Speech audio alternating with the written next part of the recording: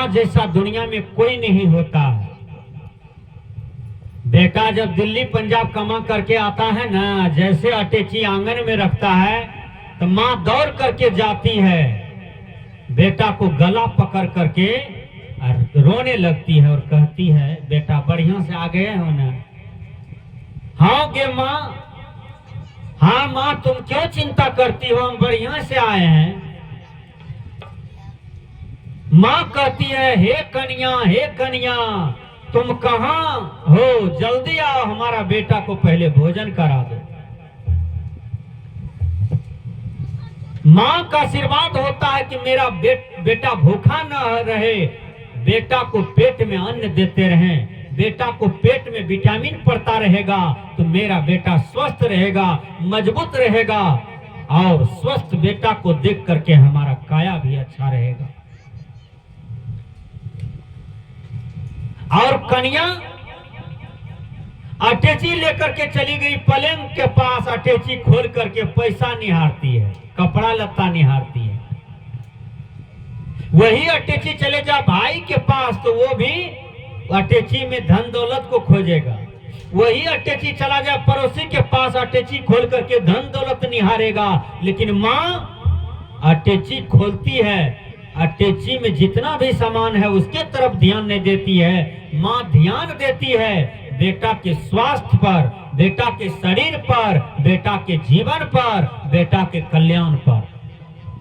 दुनिया में माँ बाप से बढ़ करके आपका शुभ चिंतक कोई नहीं हो सकता है। आप काशी, मथुरा, वृंदावन, अयोध्या, हरिद्वार क्यों न चले जाइए, कोई भी देवी देवता का दर्शन क्यों न कर लीजिए, लेकिन याद रखिए दुनिया में सबसे बड़ा देवी देवता है वह है माँ, वह है बाप। इसलिए माँ बाप की चरणों का सेवा कीजिए।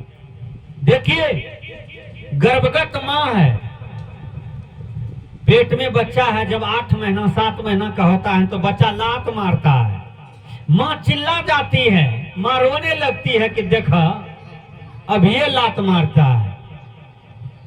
गांव में जो पहुंचल बूढ़ी है ना, वो आती है दौड़ करके, तेल से ससारते पिछाड़ते ठीक कर दिया, 2 घंटा ठीक रहा, फिर लात मार दिया। बच्चा पेट में है तो लात मारता है, माँ बर्दाश्त कर लेती है, माँ सहन कर लेती है। वही माँ चले जा बनमनखी थाना, कहे पेट में जो छौड़ा है ना मेरा, वो लात मारता है हमको, आप FIR लिख लीजिए, बड़ा बाबू सता रहा है हमको। लेकिन माँ ऐसा करेगी नहीं। वो बच्चा जब निकल जाता है बाहर, बच्चा खेलता है, धूपता है, 1-2 क्लास में पढ़ता है, माँ बाप दुलार से गोद लेता है। अब बर्फ वाला आया तो पड़ाक लात बच्चा माँ को मारता है, बर्फ वाला आ गया हमको बर्फ दो। अब मकई बेच के, गेहूं बेच के, रुपया बेच के माँ बर्फ खरीद देता है। उस समय भी लात मारता है, माँ सहन कर लेती है।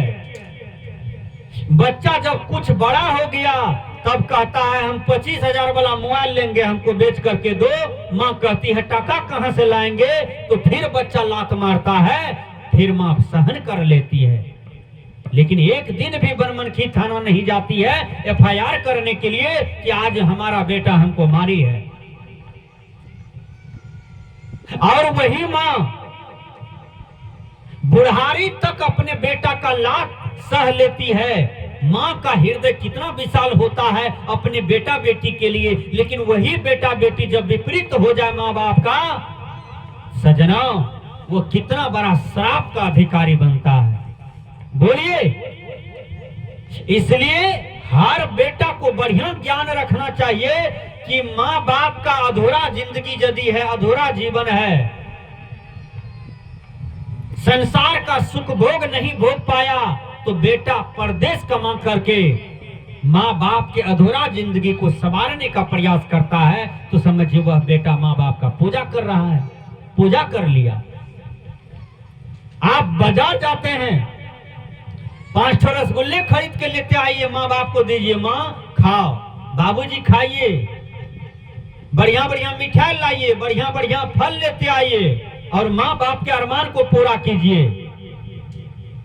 बढ़िया बढ़िया चीज अक्षत केला मिश्री मिठाई जाकर के कहाँ चढ़ाते हैं, जहाँ कोई देवी देवता भगवान उसको नहीं खाता है, पंडित जी भर पेट खा लेता है? माँ बाप को कहियो ने बढ़िया बढ़िया सामान, अब पूजा पाठ में बढ़िया बढ़िया सामान। बूढ़ा बाप का धोती महकता है, कोई खींचने वाला नहीं है। माँ का साड़ी साया ब्लाउज महकता है, कोई खींचने वाला नहीं है। संत कहते हैं माँ बाप देवी देवता है, माँ बाप भगवान भगवती है। माँ बाप के सामने में ब्रह्मा विष्णु महेश फैल है, इंद्रादि देवता फैल हैं, इसलिए माँ बाप के चरणों का सेवा करो। है रामायण को मानने वालों, भगवान राम सुबह जगते थे तो माँ को प्रणाम, पिता को प्रणाम करते थे। श्रवण कुमार माँ बाप का सेवा करते करते मर गया, इसलिए माँ बाप को दुख मत दीजिए, माँ बाप को सुख दीजिए। जो माँ बाप को सुख देता है वह पुत्र दुनिया में बहुत बड़ा आशीर्वाद को प्राप्त कर लेता है। इसलिए संत कहते